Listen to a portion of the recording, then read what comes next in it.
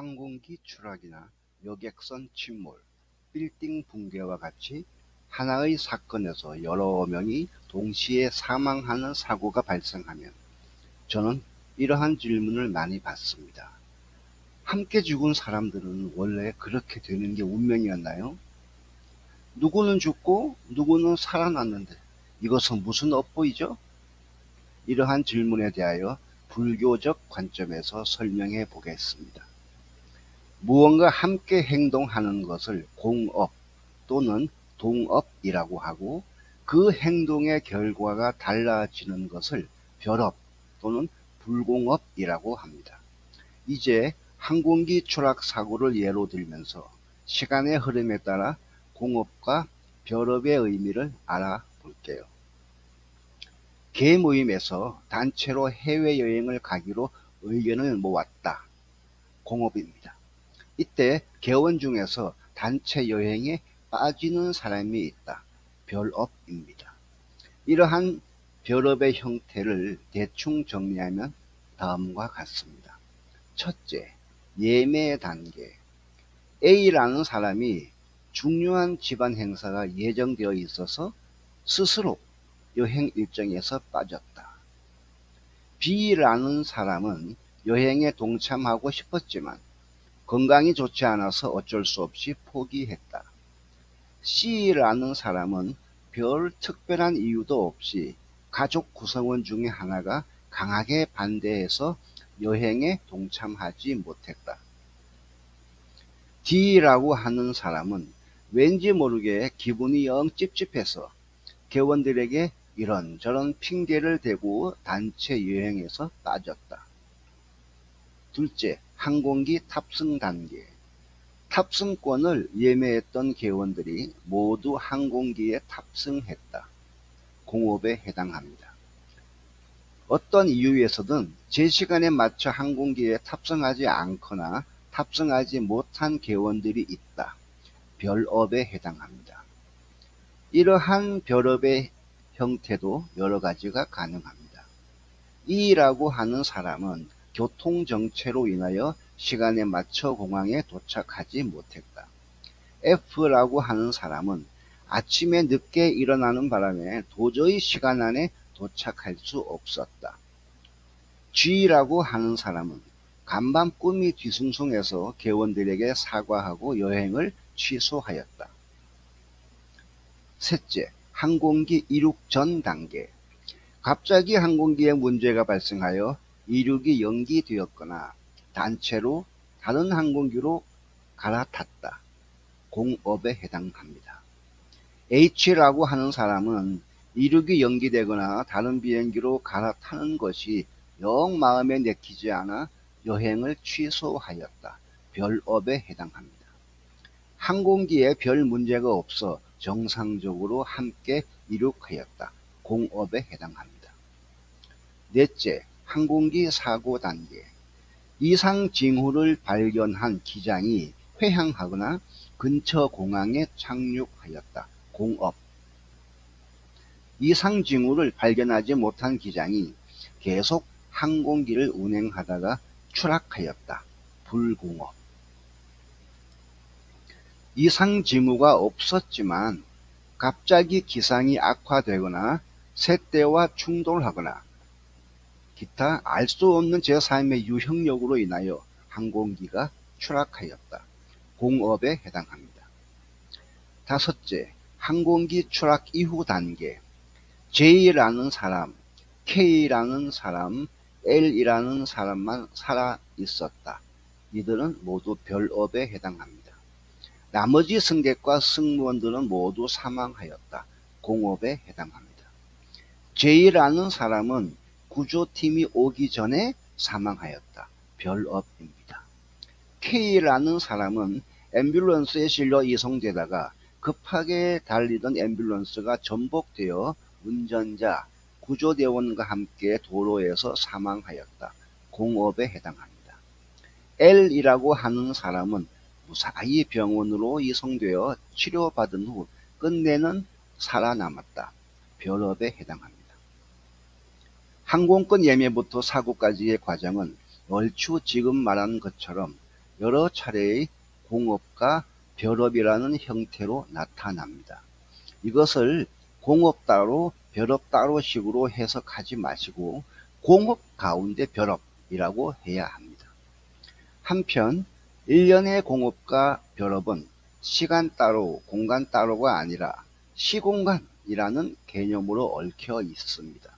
즉 시간이 달랐거나 공간이 달라서 사고를 피한 것이 아니라 시공간 자체가 달랐기 때문에 생존할 수 있는 겁니다.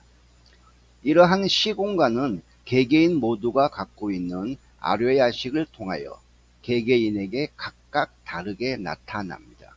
이것을 불교 유식학에 의하여 말하면 일체유심조, 즉 모든 것은 마음이 지어낸 것입니다. 한편 불교를 잘 모르거나 어설프게 아는 사람들은 불교의 핵심 이론을 공이라고 합니다. 아닙니다. 틀린 말입니다. 색즉 시공, 공즉 시색이라고 하는 반야심경의 말씀에서 보듯이 불법에서는 심물이론이라고 해서 심리와 물리는 그 근원이 동일함을 가르치고 있습니다. 이렇게 이해하고 보면 항공기 추락 사고에서 단체로 사망한 사람들의 시공간은 그들의 마음, 정확하게는 아뢰야식에서 공업이라고 하는 종자가 드러낸 심물 현상이며, 살아남은 사람의 시공간은 그 사람의 아뢰야식에서 불공업이라고 하는 종자가 드러낸 심물 현상입니다. 종자가 어떻고 공업 종자가 어떻고 불공업 종자가 어떻고 하니까 벌써 머리가 지끈거리시나요? 여러분의 이해를 돕기 위하여 예를 하나 들어보겠습니다. 신분 계급이 명확했던 조선시대, 사대부 양반집 또는 부유한 중인계급의 집에 한 아기가 태어났습니다. 이 아기는 그 집안 가족이 지었던 선업과 동일한 종류의 선업을 전생에 이미 지었습니다. 이때의 그 선업을 동업이라고 합니다.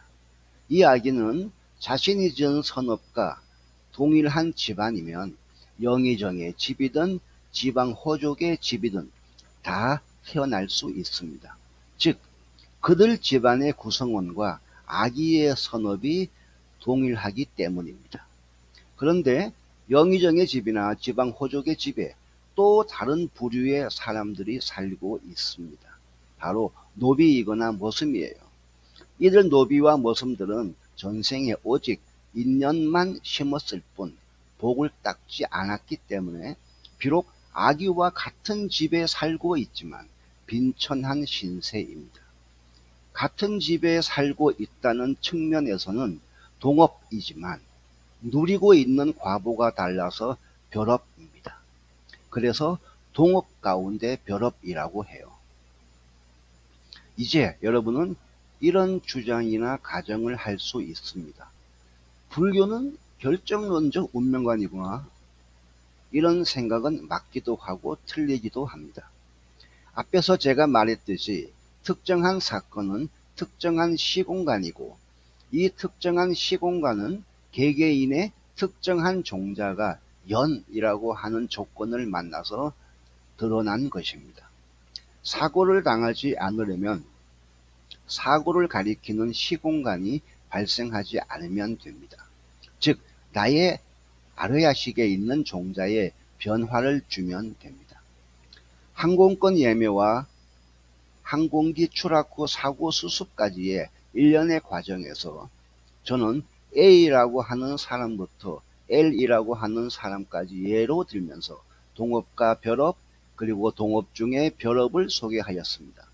어떤 사람은 일찍부터 별업으로 나아갔고, 어떤 사람은 공업이 진행되다가 간신히 별업으로 나아갔지만 또다시 다른 공업이 드러나면서 사망했고, 오직 L이라고 하는 사람만이 공업 중에 별업이 강하게 작용하여 살아남았습니다.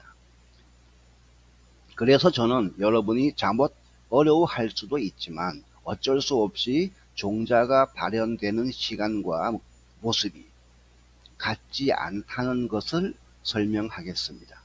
세 가지입니다. 첫째, 어떤 종자는 이시이숙으로 작용합니다. 이 사람이 지었던 전생의 선행과 복은 현생에서 발화되지 않고 다음 생 또는 몇 번의 생을 한참 지난 후에 발화되는 종류입니다. 누가 보더라도 복을 많이 지었지만 이번 생에 항공기 추락사고로 사망할 수 있다는 얘기입니다. 둘째, 어떤 종자는 변이이숙으로 작용합니다. 이 사람이 지었던 전생의 선행과 복은 어쩌면 현생에서 이미 다른 형태로 나타났을지 모릅니다. 사망하기 전에 부유함이나 명예를 누리는 식으로 말입니다. 그래서 지금까지의 부귀명예라고 하는 시공간을 지나서 이 사람의 변이이숙이라고 하는 종자가 항공기 추락사고라고 하는 시공간을 나타낸 경우에 해당합니다. 셋째, 어떤 종자는 이류이숙으로 작용합니다. 이 사람이 지었던 전생의 선행과 복이 대단했지만 현생에서 무지와 탐욕이 생겨 부정적이고 악한 결과로 나타난 것일 수도 있습니다. 매우 선한 사람이지만 예컨대 기내에서 음주가 지나쳐 소란 피우다가 큰 사고로 이어지는 경우입니다. 앞에서 설명한 종자의 발현 시기와 발현 모습 세 가지는 공업 종자와 별업 종자 모두에 해당합니다. 정리해 보겠습니다. 여러 사람이 함께 짓고 여러 사람에게 동일하게 영향을 미치는 결과를 가져오는 것을 공업 종자의 발현이라고 합니다. 나 홀로 짓고 나에게만 영향을 미치는 과부를 가져오면 그것을 별업 또는 불공업 종자의 발현이라고 합니다. 그런데 불공업 종자는 다시 절대적 불공업과 상대적 불공업이라고 하는 두 가지로 나뉩니다. 절대적인 것은 말 그대로 오직 내게만 적용됩니다. 반면에 상대적 불공업은 비록 나 홀로 한 행위이지만 다른 사람들이 피해를 입는 것을 가리킵니다. 예를 들면 나 혼자 회사의 내부 정보를 알아내서 주식 투자로 재물을 모으거나 나 혼자 한강 상수원에서 떡밥을 뿌리며 낚시를 하는 것은 불공업이지만 그 결과 다른 주식 투자자들이나 한강을 식수원으로 사용하는 사람들에게는 피해를 주는 경우입니다. 항공기 기장이 음주 상태로 운전하는 것은 불공업이지만 그로 인하여 항공기가 추락하는 것은 상대적 불공업에 해당합니다. 여러분, 이 영상에서 제가 말하고자 하는 핵심은 그래, 당신은 어차피 지은 복이 거의 없잖아. 그래, 죽을 운명이야. 이렇게 말하고자 하는 게 아닙니다. 당신들이 어떤 종자를 갖고 있든 일단 살아날 방도를 찾아보세요. 이렇게 제가 말을 하고 싶은 겁니다. 어떻게 해야 사고를 피할 수 있을까요? 불교 이론을 열심히 배우고 수행에 정진하여 나에게 어떤 종류의 종자가 있는지 알아내면 좋겠죠. 그러나 보통의 사람이라면 어렵습니다. 심지어는 제가 어떤 사람에게 사건을 미리 알려주고 싶었지만 연락이 되지 않아 사고를 피하지 못한 경우도 있었습니다. 그 사례를 잠깐 소개합니다. 제가 사주 상담은 거의 하지 않는데 어느 날 부부가 지인의 말을 듣고 찾아왔습니다. 아이들 사주와 운을 보고 싶다고 했지만 제가 그날 당장은 도저히 시간이 나지 않아 며칠 뒤에 오라고 하며 보냈습니다. 그 후에 짬을 내서 한 아이의 운세를 기문둔갑으로 살펴보니 깜짝 놀랐습니다. 며칠 후 그 아이는 높은 곳에서 추락하는 금속성의 물체에 다리를 맞아 크게 다칠 것 같았거든요. 다만 그 부부를 다시 만나기로 한 날이 아이가 사고 당하기 전이라서 상담하러 오면 알려주기로 하고 간명록에 사고 일자와 내용 등을 적어 놓았습니다. 그런데 그 부부가 예정된 날짜에 오지 않았어요. 저는 걱정이 많이 되었죠. 마침내 아이에게 사고가 일어날 날짜가 되었습니다. 역시 이 부부가 오지 않아서 저는 사고 시간까지 제 나름의 어떤 방법을 사용해서 어차피 사고가 나겠지만은 최소한으로 그치게끔 무언가 노력을 했습니다. 마치 훅으로 맞을 것을 잽으로 맞는 식입니다. 며칠 뒤에 그 부부가 왔는데 폰에 있는 사진을 보여주더군요. 위쪽에서 떨어진 쇠붙이에 다리를 맞아 수술한 사진이었습니다. 그래서 제가 미리 작성해 놓았던 간명록의 사건 관련 대목을 보여주었어요. 부부는 깜짝 놀랐습니다. 바로 이런 겁니다. 그 이후에 부부 중 한 명이 해외로 나갈 일이 있다고 해서 그 출국 일시를 보니 영 좋지 않아서 취소하라고 했어요. 이번에는 제 말을 듣더군요. 사람은 다 이렇습니다. 직접 당하기 전에는 절대 심각하게 생각하지 않습니다. 제가 생존 방법을 여러분께 알려드려도 대다수는 그냥 흘려 듣겠죠. 심지어는 자기에게 무슨 호법신장이 있어서 괜찮다 식으로 말하는 분도 있답니다.